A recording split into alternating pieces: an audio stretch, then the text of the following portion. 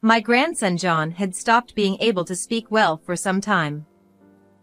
It might be called aphasia. Even when he had something to say, he couldn't get the words out and always contorted his face in frustration. What? If you have something to say it properly. You're not a dog. You can talk. When the daughter-in-law scolded him with a furious look, the grandson clammed up even more. You don't have to push yourself. Look, if you have something to say, write it down here. Silently, he started drawing a picture of a person in a blank sketchbook. All I could do was sit next to him and quietly watch as he drew. This is you, and this one is Grandma? Wow. You're good at drawing. However, he started drawing a strange person. With a white face, a bright red nose, and a red and white striped outfit. Could it be a clown? Nodding, he looked at me with pleading eyes. No way. Are you? This child is seeking help from me. My name is Irene Jordan, 60 years old. In my younger days, I taught at an elementary school. I married a colleague I met there, and I quit teaching when I became pregnant. My son Jesse, who was born then, has since become independent and has his own family, and now I enjoy a leisurely retirement with my husband. The biggest joy in our lives is our grandson. He comes to visit us every summer with his parents. The time spent with him is irreplaceably precious. The grandson is the child of my son and his ex-wife. After their divorce, my son took custody of him. Soon after, my son remarried, and they had a second child. Annie is a really good wife. She doesn't chatter pointlessly when I come home tired from work, and she never makes unnecessary expenses. She's efficient in every way. Unlike my ex, who was terrible. She always came to me with John issues and bought unnecessary things for the child. That's how my son often compared his ex-wife and Annie. He has always liked the word efficient. He was an excellent student and has been successful at work, but he considers anything that doesn't benefit him, even if it's important to his child, unnecessary. He has never bought a present for Christmas or the grandson's birthday, saying it would be a waste of money. Before my grandson started elementary school, the design of the gym clothes was changed. The parents decided to unify everyone with the new design, but Annie said it was enough to use the hand-me-downs from a friend's child, so the grandson had to wear the old gym clothes. My grandson wanted the same gym clothes as everyone else, but Annie stuck to her decision. My son admired her attitude from the bottom of his heart. Annie's right. Elementary school is just a few years. We can't spend money on such things. To them, most of the expenses for my grandson seemed like unnecessary expenditures. This summer, my grandson came to visit with his parents again. Since my son remarried, I've been worried about the relationship between my grandson and Annie. My grandson seemed isolated within the family. When he watched TV in the living room, Annie would shout at him to turn it off, even if it wasn't loud. Yet, when her own son Damon played loud music on my son's tablet, she would sing along without a care. I could understand her wanting to cherish her own son more than my grandson. But I couldn't help but feel the unfair difference in how she treated them. I hope she'll also give proper attention to him.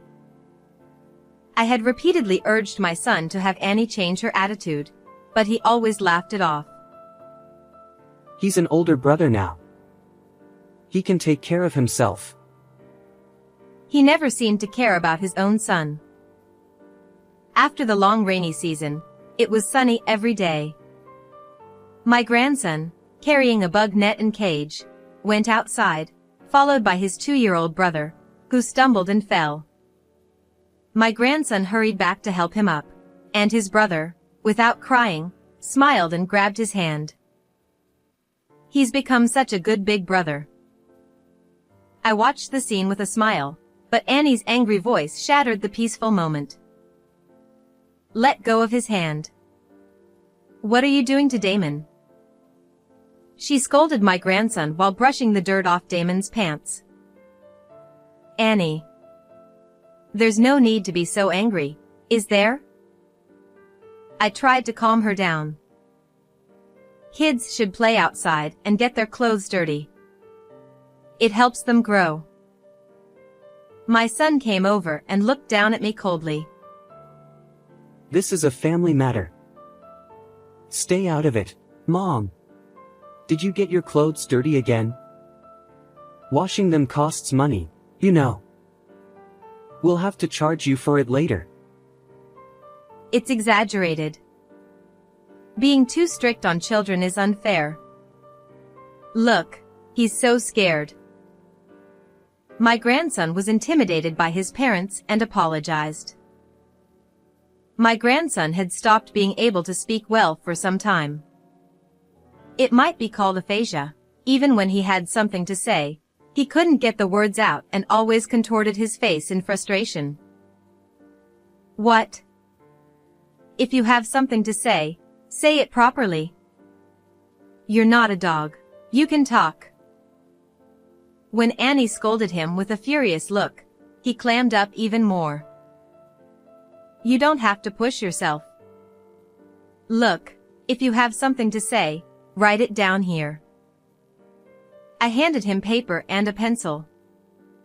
Writing down his thoughts allowed him to communicate when he couldn't speak. But lately, he would throw the pencil away, avoiding even writing when they were around. His speech problems began shortly after my son remarried. What's wrong? He was so cheerful and talkative when he was little. It's because you spoiled him too much. If he can't talk properly by now, he won't be useful in society. He laughed, blaming me for his speech issues. Actually, I've been thinking. I voiced my concern about my grandson. Maybe he should be examined by a specialist. Do you know how much that would cost? I won't spend a cent on that. Yes. If he's not confirmed to be ill, it's a waste of time and money. Predictably, they rejected my suggestion. You can't know if it's a waste unless he's properly diagnosed. Maybe a specialist could find a way to help. I tried to persuade them. It might be a developmental disorder. Haven't you heard about it on TV? My son waved his hand dismissively. It's useless. This kid has always been useless. Taking him to the hospital won't change anything. He turned to my grandson. Hey, even Damon is starting to talk. Learn from your brother and speak properly. He messed up my grandson's hair and said, Don't be a burden to us. My son and daughter-in-law didn't understand my concerns. Annie was completely devoted to her child, leaving no room in her heart for John.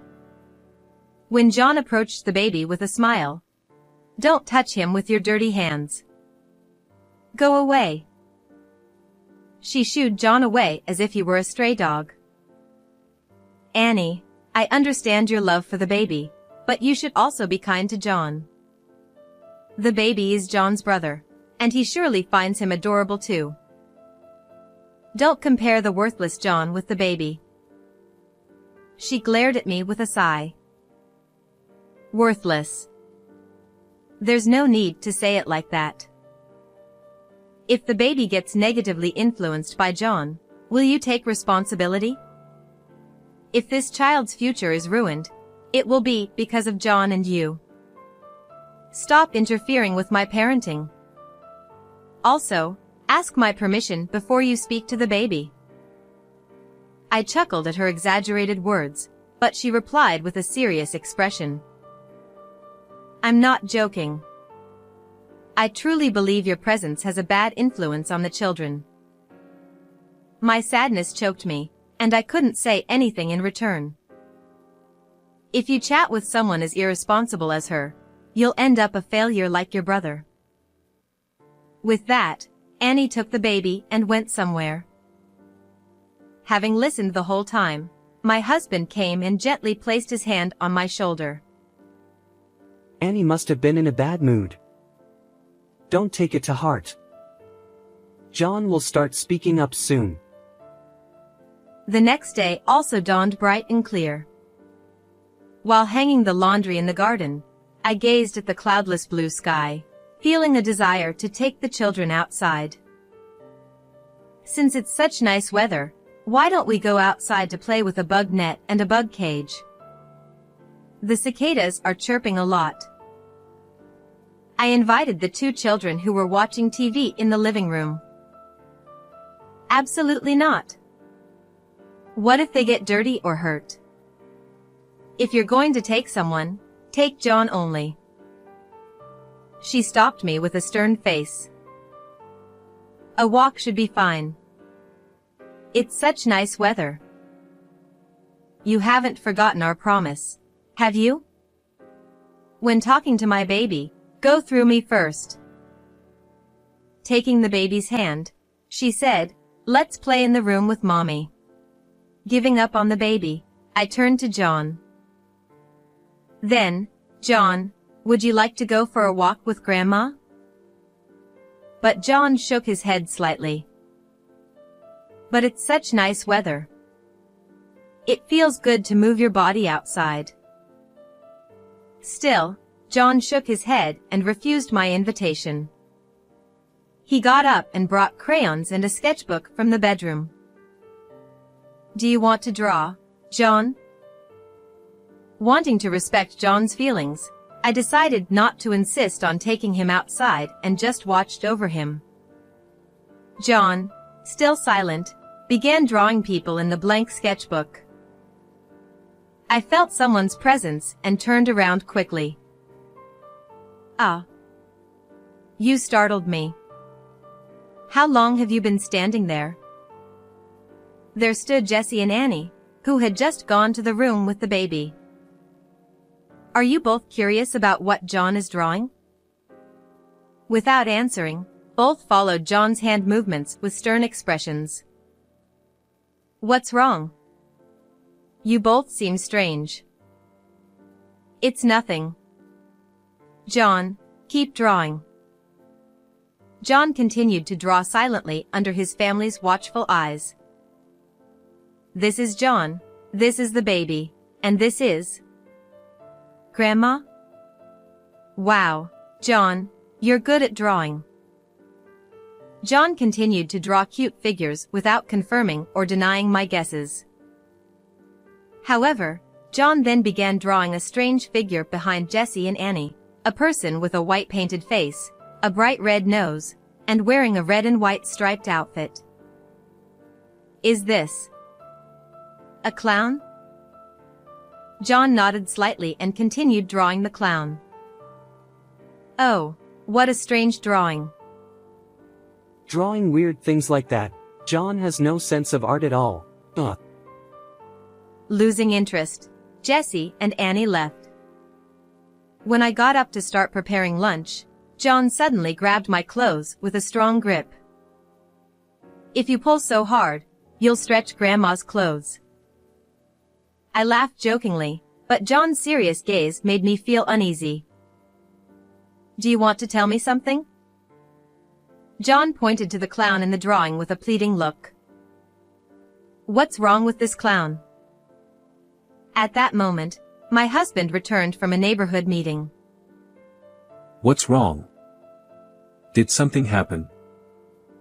Sensing something amiss, he looked at the clown in the drawing. Didn't you say before that clowns are scary? My past memories flashed through my mind. I had indeed watched a TV show about a case where clowns lured and kidnapped children, and since then, I found clowns frightening. John had been sitting next to me when I said, "Clowns are scary, aren't they?" Could it be John? I looked at my husband, who seemed to reach the same conclusion, his expression tense. This child is asking us for help. That's what it is, right? He gripped John's shoulders firmly. John, Grandpa and Grandma will protect you. He promised with strong words. Now, what should we do next? To uncover what our son and daughter-in-law were doing to John, we devised a plan. Oh yes, we haven't used those yet. I remembered the high-end restaurant discount vouchers we received from a former student who is now a French chef. We called Jessie and Annie and showed them the vouchers. You've hardly gone out since the baby was born, right? How about having a meal together for a change? Jessie, without much suspicion, took the vouchers. Lucky. This saves us money. But I'm worried about the children. She looked at me warily. It's okay. We'll take good care of them.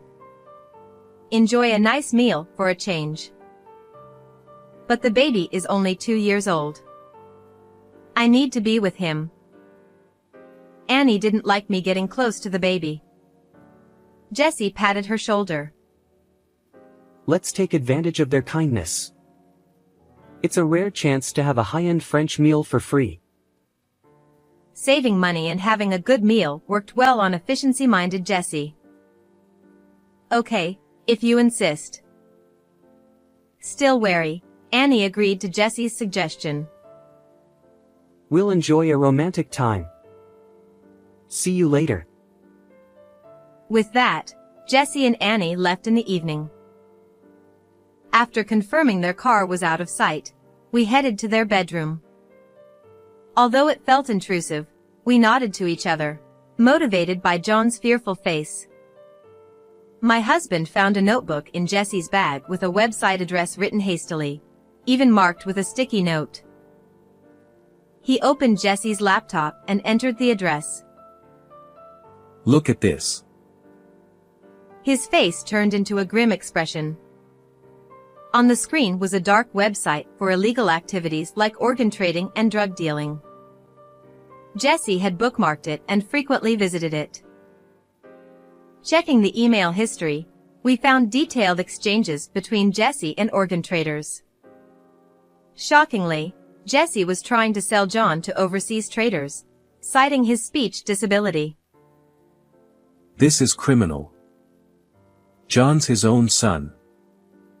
I can't understand it. Realizing their plan, we rushed to the police. Jessie and Annie were likely enjoying their high-end meal by then. Showing the website to the police, the detective's eyes widened. We've been tracking this organization. We explained the situation to the chef, who agreed to cooperate with the investigation. 2 people were eating at a restaurant, surrounded by police officers. Just then, Jessie, unaware of the situation, arrived. Food tastes best when someone else is paying, right? He said, laughing and chatting happily with Annie. Jessie, Jordan and Annie, correct? We need to ask you some questions about the organ trafficking case. Please come with us to the station. Jessie and Annie were startled by the sudden appearance of the detective. Organ trafficking. What are you talking about? We have nothing to do with that. You don't recognize these documents? The vendors listed here are part of an illegal organization we've been monitoring. You can't deny your involvement. As the detective presented the contract documents, Jessie clicked his tongue in irritation. When he noticed me and my husband hiding behind the police, he glared at us angrily. You sold me out to the cops? Your own son. Saying this, Jesse pushed Annie towards the detectives and tried to flee on his own. However, police officers had surrounded the area, and he finally gave up, collapsing to his knees. I didn't do anything. I don't know anything about this. That woman must have forged those documents. I don't know anything. You did this on your own. They both denied the accusations until the end, but the detectives forcefully took them to the patrol car. This was the right thing to do, wasn't it? I asked. Of course. We protected John together. My husband comforted me as I struggled with the guilt of reporting our son to the police. The next day, we went to the police station to speak with Jesse, but even family members were not allowed to see him. Instead, a public defender reported on his interactions with Jesse. According to the lawyer, Jesse showed no remorse and instead cursed us for reporting him, calling us heartless. He's beyond help. He exclaimed, enraged.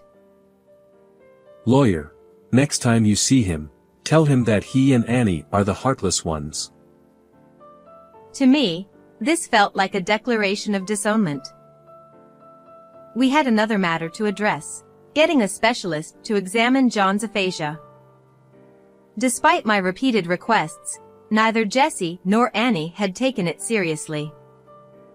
But we couldn't leave John untreated. I took John to a general hospital with a pediatric psychiatric department. The diagnosis was that John's aphasia was likely caused by accumulated emotional distress. You see. As he interacted with the psychiatrist, John slowly started to speak. According to John, Annie's harassment began right after she became pregnant with Damon. After giving birth, she constantly treated John as a nuisance. At first, she ignored him, but when he tried to play with Damon as he got older, she yelled at him to stay away. Though John could endure it a few times, daily mistreatment made him fearful of Annie. The only person who could have saved him, Jesse, ignored his son's growing isolation, instead siding with Annie to push John away. Jesse often told John he was useless and unwanted, driving him further into isolation. Among the evidence seized from Jesse and Annie's home, police found a diary Jesse had kept. It revealed that Jesse not only ignored John but also considered selling his organs to help their finances. When I heard this from the detective, I was so shocked that I couldn't eat or sleep that night. It was Annie who first suggested the idea of organ trafficking. Jesse told his lawyer that he wouldn't have considered selling his son if Annie hadn't suggested it. To them, John was nothing but a burden. They likely saw expenses for his education and counseling as a waste of money. What a disgrace. Putting their own profit above their child's future. As a father, I'm ashamed. No matter the circumstances, wrongdoing against one's own child is unforgivable. Lawyer, make sure you tell him that. The lawyer, who had a daughter himself, sympathetically agreed to relay the message. Where did we go wrong in raising our child? I wondered. Each new revelation from the police and lawyers made me feel more powerless as a mother. It's too late for regrets. All we can do now is ensure our grandchildren's happiness. You're right. I couldn't find any other words to say. Later, Jesse and Annie were arrested for violating the organ transplant law, along with the brokers and their entire organization. We don't know what sentences our son and his wife will receive. Even if they get out early, living a normal life again will be difficult. They likely won't see their children again, and even if they want to, we won't allow it. My husband and I vowed to raise our grandchildren ourselves. The incident involving our son and his wife was widely reported in the media, and our local community was well aware of our situation. Despite this, no one gossiped about us. Instead, they showed great affection towards John and Damon. An elderly couple next door often brought us vegetables from their garden, saying, "Give these to the kids." They even invited the children to help with the harvest sometimes. Thanks to the community's kindness, John's trauma began to heal, and his aphasia gradually improved. Hey, Damon. I'll catch a big beetle for you today. Wait for me, big brother. I want to come too. During summer vacations, the two would often go play in the woods. Damon, free from Annie's skewed upbringing, grew up to be a kind child, much to our relief. Though I still felt the lingering regret of failing to raise Jessie properly, watching my grandchildren grow gave me and my husband hope.